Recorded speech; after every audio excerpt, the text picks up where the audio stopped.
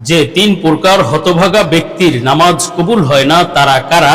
মানুষ মারা গেলে কোরআন খতম বা কালিমা খতম করানো জায়েজ কিনা? নামাজের মধ্যে বায়ু আটকে রাখলে নামাজ হবে কিনা?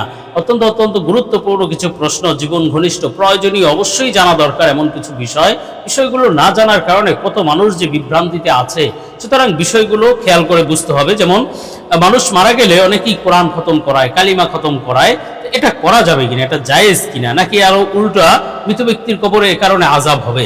তেমনি নামাজের মধ্যে অনেকে বায়ু চলে এসেছে, এখন বায়ু আটকে রেখে নামাজ সম্পন্ন করে, এটা করা যাবে কিনা। আবার তিন প্রকার হতভাগা আছে যাদের নামাজ আল্লাহ কবুল করেন না, তারা কারা? বিষয়গুলো নিয়ে বিস্তারিত আলোচনা করবে ইনশাআল্লাহ।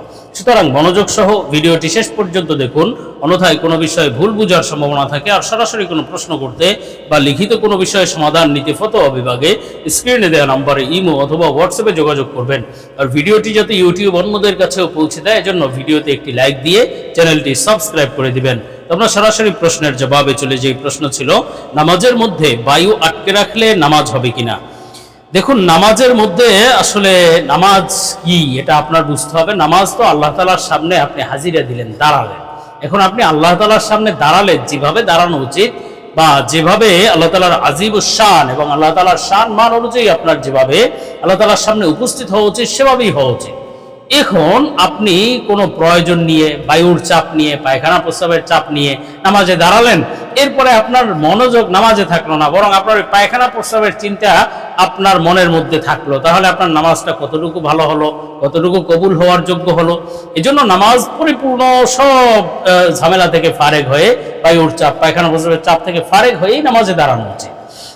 হ্যাঁ, এমন যদি হয় যে আপনি নামাজে আসলে সব চাপ থেকে ফারেক হয়েই নামাজে দাঁড়িয়েছিলেন, এরপরে হঠাৎ করে বায়ুর চাপ চলে এসেছে, তাহলে এক্ষেত্রে দুইটা বিষয় লক্ষ্য করতে হবে। একটি হলো, যদি আপনি দেখেন যে বায়ুর চাপ সামান্য, আপনার নামাজে কোনো ক্ষতি করছে না, কোনো নামাজের মনোযোগ নষ্ট হচ্ছে না, তাহলে ওই চাপে আপনার নামাজ ছেড়ে দেওয়ার প্রয়োজন নেই। আপনি নামাজ কন্টিনিউ করে নামাজ সম্পূর্ণ করবেন, এরপরে আপনি আপনার প্রয়োজন পূর্ণ করবেন। আর যদি চাপ অত্যন্ত বেশি হয়, যে আপনার নামাজের মনোযোগ নষ্ট হচ্ছে, তাহলে বাস নামাজ ওখানে ছেড়ে দিন, ছেড়ে দিয়ে আপনার প্রয়োজন পূর্ণ করে এরপরে আবার পুনরায় আপনি নামাজ সম্পন্ন করুন। যদি আপনি মুক্তাদি হয়ে থাকেন, তাহলে আপনি ওই নামাজ, ছুটে যাওয়া নামাজগুলো আপনি আবার পুরো করার যে সুযোগ, যে মাসালা তো বিস্তারিত মাসালা জেনে আমল করবেন, কিন্তু মোট কথা এই যে আপনার বায়ুর চাপ নিয়ে নামাজে দাঁড়াবেন না। আর নামাজের মাঝখানে চাপ আসলে, অল্প চাপ আসলে তাহলে নামাজ সম্পূর্ণ করবেন, বেশি চাপ আসলে, নামাজের মনোযোগ নষ্ট হলে, তাহলে আপনি নামাজ ছেড়ে দিয়ে আপনার প্রয়োজন পূর্ণ করে ওযু করে এরপরে নামাজ সম্পন্ন করবেন।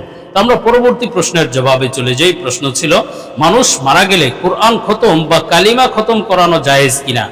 দেখুন, মানুষ মারা গেলে কোরআন খতম করানো বা কালিমা খতম করানো, এটা করানো বলতে আসলে কি বুঝায়?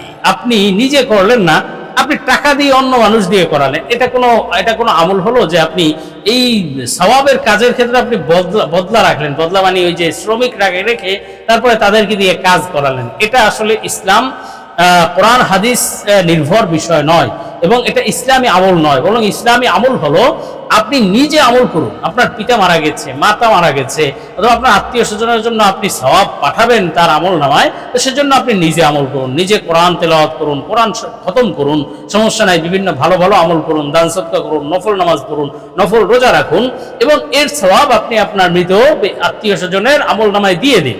বাস, এটাই যথেষ্ট। এটার জন্য টাকা পয়সা দিয়ে লোক ভাড়া করে এনে পড়ানো, তারপরে খতম করানো, এটার কোনো আসলে প্রয়োজন নেই, এবং এটার কোনো প্রমাণিত বিষয় নয় কোরআন হাদিসের মাধ্যমে।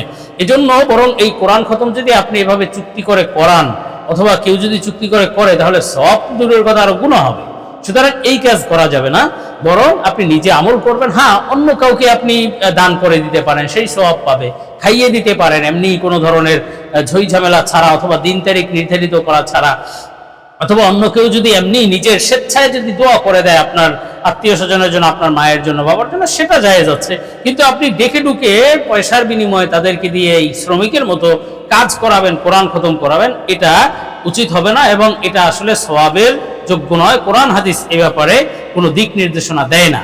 আর যে বলেছেন কালিমা খতম, এই কালিমা খতমের কোনো আমল আসলে কোরআন হাদিসে পাওয়া যায় না, এজন্য কালিমা খতমের কোনো বিষয় নয়, বরং আপনি ভালো ভালো কাজ করুন, কোরআন তেলাওয়াত ইত্যাদি আমল করুন, এবং এর সওয়াব আপনি আপনার আত্মীয় স্বজন মৃত ব্যক্তির আমল নামায় সওয়াব রেসানি করতে পারেন। তো আমরা পরবর্তী প্রশ্নের জবাবে চলে যাই। প্রশ্ন ছিল যে 3 প্রকার হতভাগা ব্যক্তির নামাজ কবুল হয় না তারা কারা? দেখুন, এক হাদিসের মধ্যে আছে 3 প্রকার ব্যক্তির নামাজ আল্লাহ তাআলা কবুল করেন না, অর্থাৎ তার নামাজ তার মাথার উপরে আর উঠে না। মাথার উপরে উঠে না মানে আল্লাহ তাআলা কবুল করেন না, আল্লাহ তাআলার কাছে যায় না। 3 প্রকার ব্যক্তির নামাজ, এই 3 প্রকার ব্যক্তি সম্পর্কে হাদিসের মধ্যে আছে ওই সমস্ত স্ত্রী যাদের উপর তার স্বামী নারাজ। অনেক স্ত্রী অহরহ বর্তমানে আছে যে সে খুব পর্দা করে, খুব তাহাজ্জুদ পড়ে, কোরআন তেলাওয়াত নামাজ একেবারে টাইম টু টাইম পড়ে, কিন্তু স্বামীর সাথে ব্যবহার ভালো করে না। এই মহিলাদের নামাজ আল্লাহ তাআলা কবুল করেন না।